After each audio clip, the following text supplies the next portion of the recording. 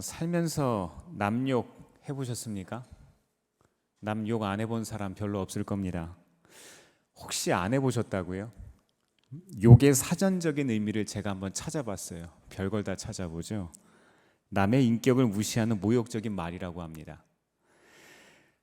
다음 뜻이 하나 더 있는데요, 좀 무섭습니다.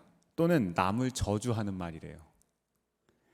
욕이라는 게 듣기 불편한 육두문자를 쓰는 것만 욕이라는 게 아니라는 거죠. 불쾌하거나 좋지 못한 감정을 순식간에 이게 순간적으로 내가 드러내서 다른 사람을 불편하게 한다면 이게 욕이라는 겁니다. 참 어렵습니다. 욕하면서 배운다, 또 욕하면서 담는다는 그런 표현 있죠. 또 우리 속담에는요, 명절에 참 적합한 말 같아요. 며느리 늙어 시어머니 된다. 시어머니 미운 며느리 욕하면서 닮아간다. 찬송가도 그런 찬송가 있어요. 예수가 함께 계시니 시엠이 오나 겁없네. 네, 이런 찬양도 있어요. 고부간의 갈등에 대한 속담도 많습니다. 좋지 않은 것이면 가르치지도 배우지도 않아야 될 텐데요. 이 다른 사람의 잘못된 일과 실패를 거울 삼아서 내가 더 나은 삶을 산다는 게 참 어렵습니다. 맹모 삼천지교라는 고사성어가 생각납니다. 이 맹자의 어머니가요, 자식 때문에 묘지에서 시장으로 그리고 다시 글방으로 이사를 다녔다는 이야기죠. 이 말은 사람의 성장에 있어서 환경의 중요함을 알려줍니다. 최근에 한 취업 포털 사이트가요, 한 거의 2,000명 정도 되는 사람에게 설문조사를 했습니다. 조사한 결과 75.4%가요, 우리 사회에 젊은 꼰대가 있다, 이렇게 대답을 했대요. 나이 든 꼰대 말고요, 젊은 꼰대가 있다. 여기서 젊은 꼰대란 이 상사들에게 격이 없이 대화하는 세대로 대표할 수 있는 이른바 요즘 젊은 세대 MZ세대입니다. MZ세대 안에 뭐가 있다고요? 꼰대가 있다고요.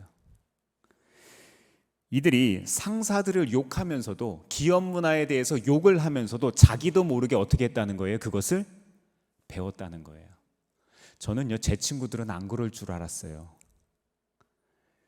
제 친구들을 보니까요, 이제 회사에서 다 과장이고 부장이고 이제 팀장을 다는 그런 나이들인데, 이 친구들을 가만히 보니까요, 고등학교 때 친구들, 중학교 때 친구들을 보니까 안 그럴 줄 알았는데, 우리 세대는 안 그러겠지 생각했는데 이 친구들이 꼰대가 돼 있더라고요.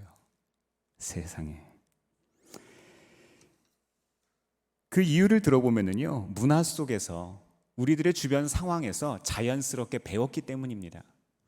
여러분은 요즘 무엇 가장 가까이 하십니까?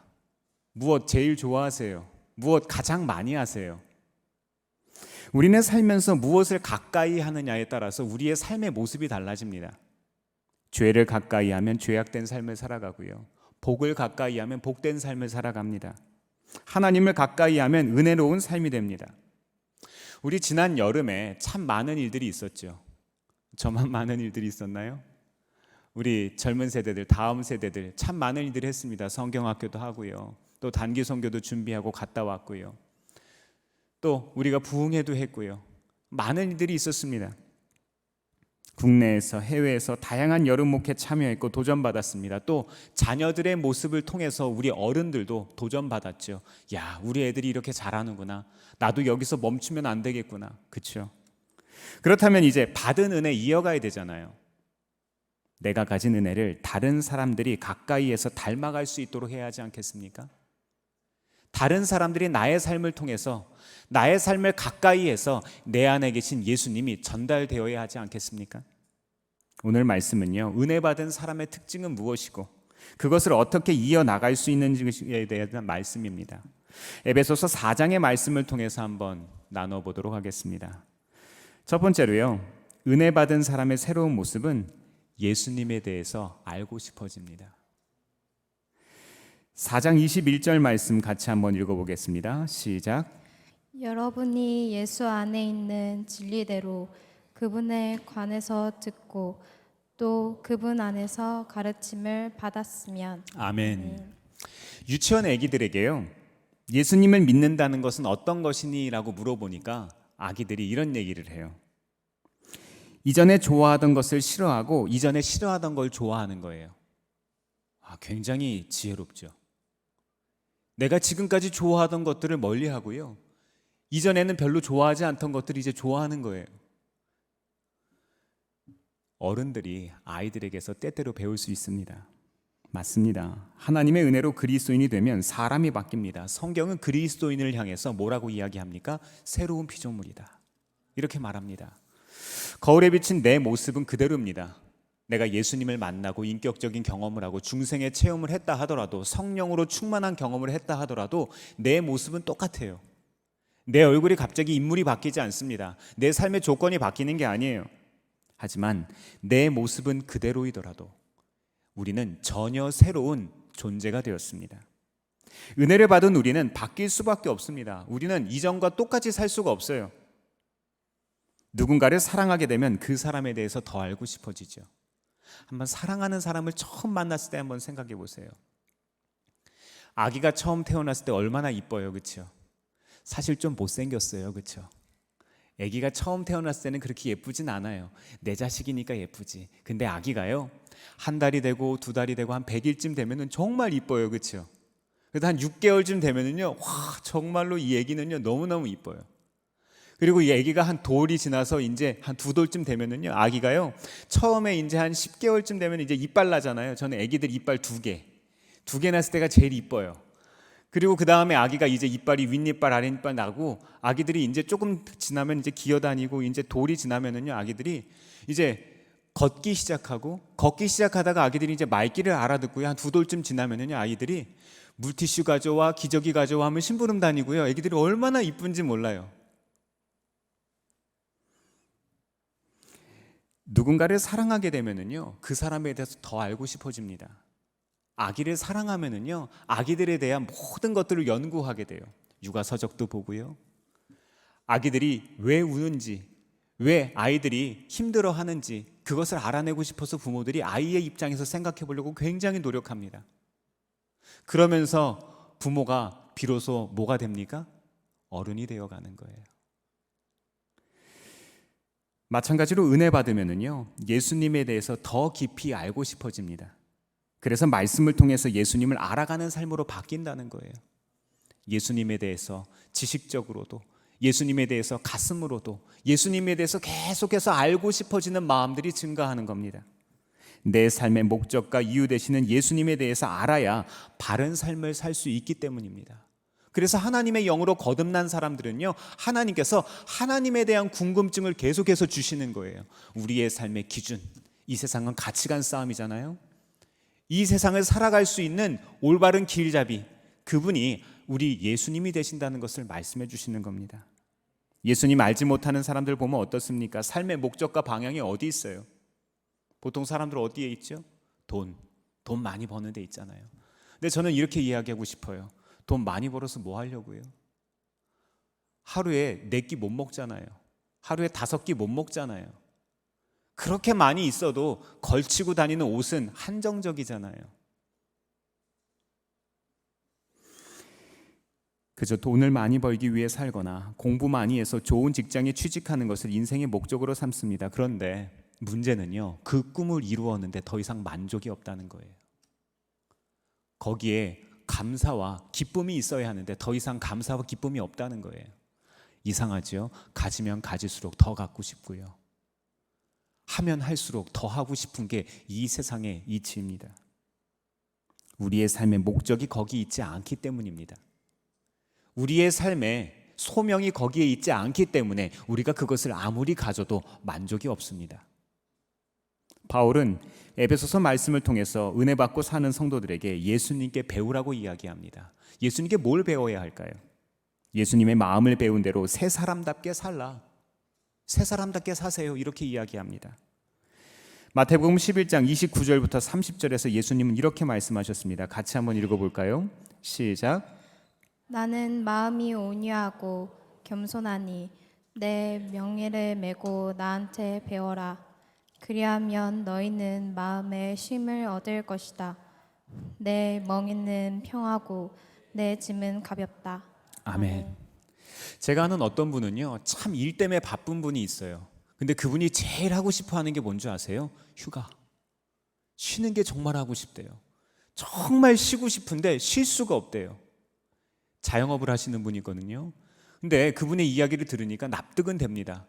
직장 생활 하시는 분들은 쉬더라도 회사에서 월차를 쓰건 휴가를 쓰건 회사에서 월급이 나오는데 자기는 그렇지 못하다는 거예요. 정말 돈을 많이 버는데 자기가 하루에 매상이 1,000만 원이면 그 1,000만 원을 자기가 3일을 쉬면 3,000만 원을 못 버는 거예요. 3,000만 원을 못 버는 것뿐만 아니라 자기가 어떻게 해야 돼요? 자기가 돈을 또 써야 되잖아요. 2배 이상, 3배 이상 자기가 손해를 보더라. 그리고 돈을 버는 만큼 쓰더라는 거예요. 많이 버는 만큼 소비가 더 많아진다는 겁니다. 자기가 뭐 때문에 사는지 모르겠다, 이런 이야기를 저에게 한탄하는 것을 제가 한번 들은 적이 있습니다. 오늘 성경 본문은 우리에게 예수님에게서 배우라고 이야기하면서 오늘 방금 전에 우리는 예수님의 그 멍에에 대한 이야기, 그 가르침을 우리 함께 나눴습니다. 수고하며 무거운 짐진 사람은 모두 내게로 오라고 예수님이 말씀하셨죠. 우리의 삶에 짐들이 있습니다. 저마다 다 짐들이 있죠. 자식의 짐이 있고, 가정의 짐이 있고, 일터의 짐이 있고, 친구의 짐, 다양한 우리의 삶들의 짐들이 있습니다. 그 짐들 결코 가볍지 않죠. 그런데 예수님께서 우리에게 뭐라고 이야기하십니까? 은혜 받은 사람은 내게 그것을 맡길 수 있는 사람이라고 이야기합니다. 근데 놀라운 건 뭔 줄 아세요? 정말 기가 막힌 거는요, 그것을 내려놓을 때 우리는 예수님께서 주시는 멍에를 다시 져야 된다는 거예요. 우리는 여기까지 하지는 않습니다. 내 멍에를 내려놓고 싶은 사람은 많은데 예수님이 주시는 멍에를 지고자 하는 사람은 적습니다. 은혜의 비밀은 거기에 있다는 거예요. 사랑하는 성도 여러분, 인생의 짐을 진 우리들에게 예수님은 길이요 진리요 생명이 되십니다. 그런데 은혜 받은 사람이란 우리에게 은혜의 책임과 소명이 있다는 겁니다. 예수님에 대해서 알면 우리의 삶의 목적을 찾을 수 있고, 예수님이 주시는 짐을 지고 갈 때 우리의 삶은 비로소 가벼워질 수 있습니다. 두 번째로 은혜 받은 사람의 새로운 모습, 어떤 것일까요? 옛 사람을 벗어버리는 사람입니다. 4장 22절 말씀 같이 한번 읽어볼까요? 시작. 여러분은 지난날의 생활 방식대로 허망한 욕정을 따라 살다가 썩어 없어질 그 옛 사람을 벗어버리고. 아멘. 은혜 받으면 주변 사람들이 그런 얘기 제일 많이 합니다. 사람이 변했어요. 이전과는 달라졌어요. 이런 얘기 참 많이 해요. 우리 주변에서 이런 얘기 많이 할 때 있어요. 언제요? 애들 결혼하면. 결혼하더니 내 자식이 변했어. 결혼하더니 우리 언니가 변했어. 결혼하더니 우리 오빠가 변했어. 결혼하더니 우리 딸이 변했어. 이런 얘기 참 많이 하죠. 변하는 게 정상입니다. 왜요? 사랑하는 사람이 생겼잖아요. 사랑하잖아요. 그 사람과 한 사람이 만나서 한 가정을 이루었으면, 정말로 사랑하는 존재가 만나서 하나라는 존재가 되었으면 그 존재가 새로운 문화를 만들고 새로운 가치를 만들어야지, 이전 것은 지나갔으니 보라 새 것이 되어야지, 왜 자꾸 옛 것에 매여 살게 합니까? 본토 친척 아비집을 떠나야지요. 담배 피던 사람이 은혜 받으면은요, 담배를 피지 않습니다. 술 취하던 사람이 술을 마시지를 않아요. 여러 가지 중독들이 끊어집니다. 중독이요, 술, 담배만 있는 게 아니에요. 돈 버는 것도 중독이고요, 일하는 것도 중독이고요, 사람 만나는 것도 중독입니다. 다른 사람 뒷담화하는 것도 중독이고요, 쇼핑하는 것도 중독입니다. 스마트폰 보는 것도 중독이고, 사람들 만나지 못하면 견디지 못하는 것도 중독입니다. 자식들 가만 놔두지 못하는 것도 중독입니다. 다 중독이에요. 우리의 삶에 그런 결핍들이 있다는 거예요. 은혜 받은 사람은 옛 사람을 벗어버리는 사람입니다. 나를 내려놓을 줄 아는 사람입니다. 마땅한 나의 권리, 부모로서의 마땅한 내 권리, 자녀로서의 마땅한 내 권리, 아내로서의 내 마땅한 권리, 친구로서의 그 마땅한 권리, 그 마땅한 권리를 예수님의 이름 때문에 내려놓는 사람, 이 사람이 새 사람을 입는 사람이에요. 이런 사람은 본능과 감정에 충실한 것이 아니라 은혜에 충실한 사람입니다. 삶의 기준이 내가 원하는 것들이 아니라 하나님이 원하시는 것들이 되기 시작합니다. 옛사람에 매여 사는 사람은요, 욕심이 끝이 없어요. 왜냐하면 기준이 온전히 설정되지 않았기 때문입니다. 가져도 더 가지고 먹어도 더 먹고 욕심을 따라 사는 것이 잘못된 줄 모르고 그 길로 계속 갑니다. 내가 원하는 것만 이루어지면 행복하다 이렇게 생각하는데 결코 행복해질 수가 없지요. 이 세상은 함께 더불어 살아가야 하니까요. 우리는 물질 세계에서 누군가 풍요롭기 위해서는 누군가 가난해져야 한다는 거 아십니까? 아프리카나 제3세계 국가들에 굶어 죽는 사람들 많이 있는 것 알고 계시죠? 이 사람들에게 우리들이 남는 것들만 나누어도, 우리에 있는 일부분만 나누어도 그들이 굶지 않고 죽지 않을 거라는 거 우리 다 알지 않습니까? 성경에 11조의 법칙이 있죠. 단지 11조를 교회에 해야 한다 말아야 한다 이것을 떠나서 11조의 법칙이 우리에게 이야기하시는 것이 무엇인 줄 아십니까? 우리가 가진 10분의 1만 적극적으로 우리 주변에 있는 사회 주변부에 있는 어려운 사람들과 나눈다면 우리의 삶이 어떻게 된다고요? 부족함이 없다는 겁니다.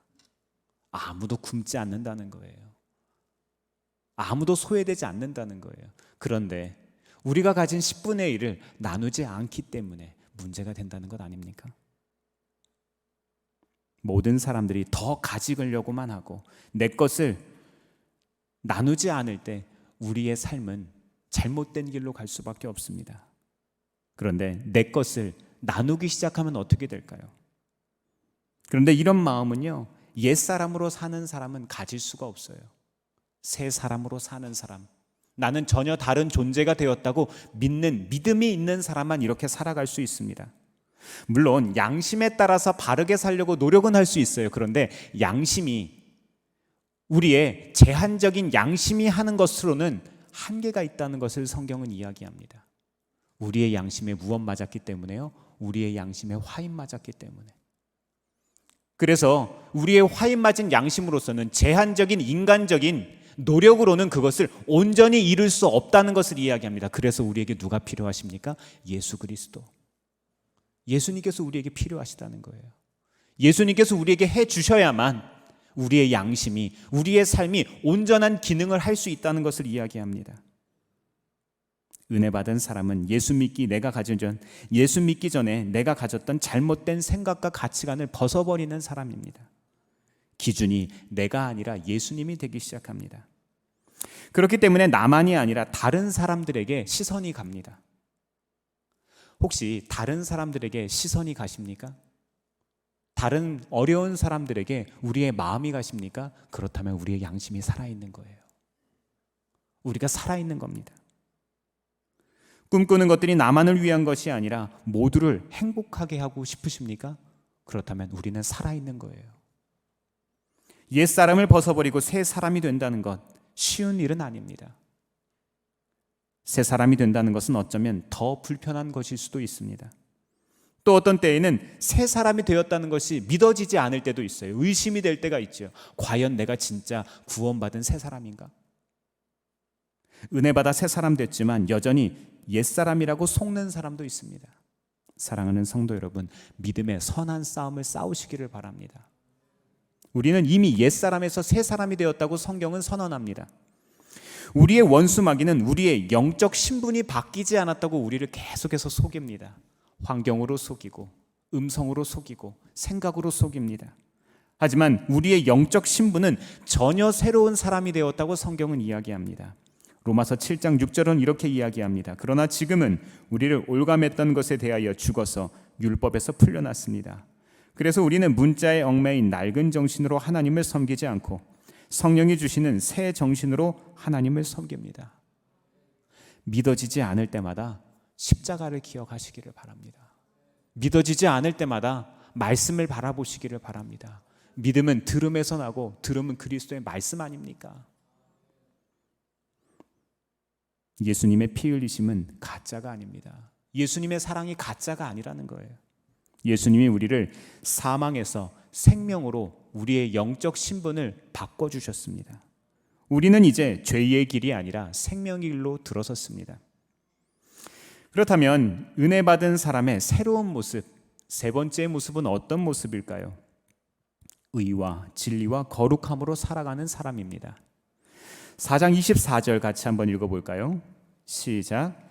하나님의 형상을 따라 참 의로움과 참 거룩함으로 지으심을 받은 새 사람을 입으십시오.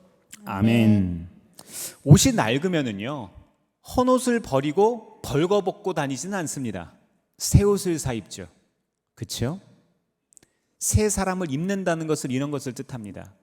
조금 다른 비유를 한번 생각해 보세요. 아이들이요, 정말 갖고 싶어 했던 옷을 한번 사줬다고 생각을 해보세요. 그 아이 어떻게 합니까? 그 옷만 입고 다녀요. 다른 옷 안 입습니다. 그렇죠? 그런 경험 없으세요? 네, 아이들이 보통 그렇잖아요. 이처럼 옛사람을 벗어버린 사람은요, 그대로 있지 않습니다. 예전의 일을 하지 않는 것으로 그치지 않고 새 사람을 입는 거예요. 우리의 삶이 바뀌기 시작합니다. 성경은 의와 진리와 거룩한 모습이 새 사람의 모습이라고 이야기합니다. 여기에 나오는 것들이요, 이것은 단순히 착한 행동을 하거나 도덕적인 사람, 윤리적인 사람이 되었다는 것만 뜻하는 게 아니에요. 새 사람이 되었다는 것은 완전히 새로워졌다는 겁니다. 사람의 성품과 가치관이 우리의 마음속 깊은 곳으로부터, 우리의 영으로부터 모든 것이 달라졌다는 것을 뜻합니다. 제가 굉장히 좋아하는 목사님 중에 박보영 목사님이라는 분이 계세요. 그 박보영 목사님께서 정말로 어려운 아이들을 집으로 데려와서 아이들을 이렇게 거두는 사역들을 하셨었는데요. 이 사역을 하시면서 아이가 그 가정에 들어와서 한 일원이 되었을 때 의례적으로 하는 통가 의례가 있다고 합니다. 이제 밖에서 가출 청소년처럼 이제 밖에서 정말로 어렵게 있다 온 아이들이기 때문에 굉장히 꾀죄죄할 것 아닙니까?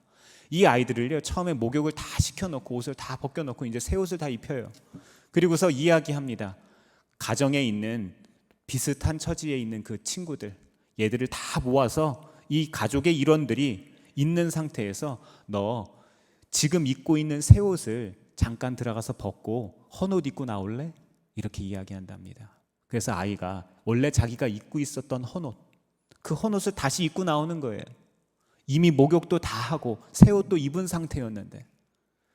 그리고 나서 이제 물어봅니다. 네 마음이 어떠니? 다시 그거 입고 다니고 싶니? 이야기 당연히 하겠죠. 아니요, 그렇게 안 하고 싶어요. 네, 맞습니다. 옛사람을 벗어버린다는 것은 이것을 뜻하는 거예요.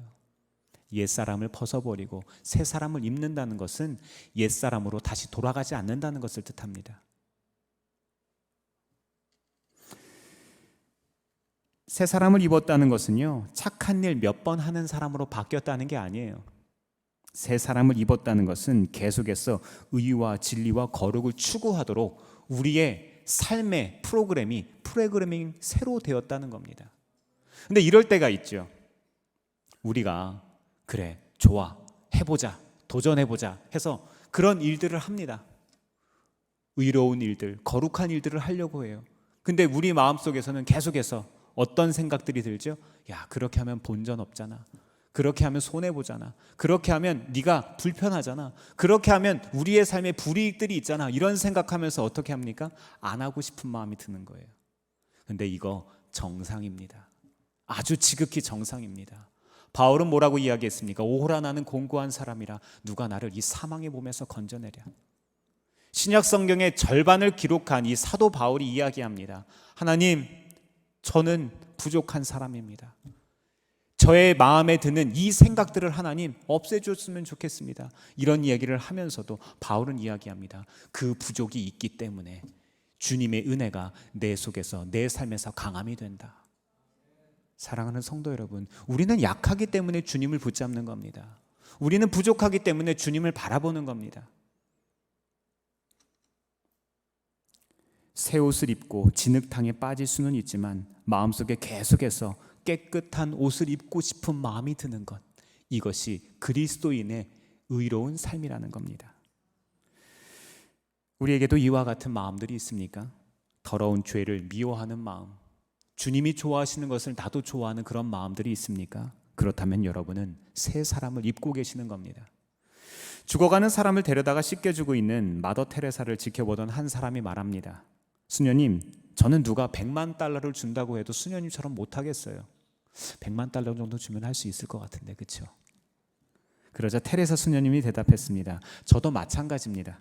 누가 저에게 300만 달러를 준다고 해도 저는 이것을 하질 못해요.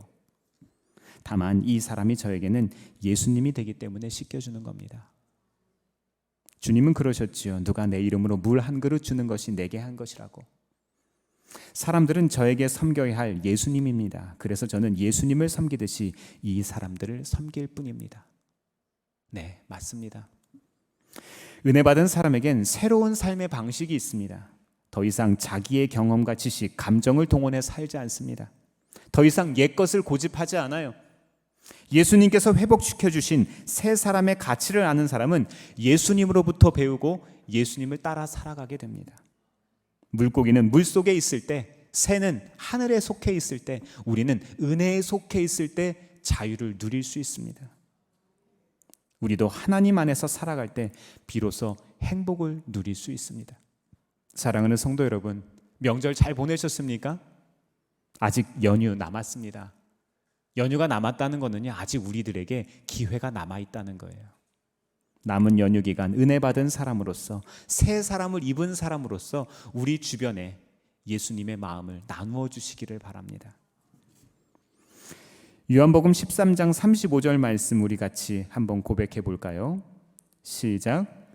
너희가 서로 사랑하면 모든 사람이 그것으로서 너희가 내 제자인 줄을 알게 될 것이다. 아멘. 이 말씀처럼 마음껏 사랑하며 마음껏 예수님의 마음을 나누어 주시는 한 주를 보내시기를 주의 이름으로 축원합니다.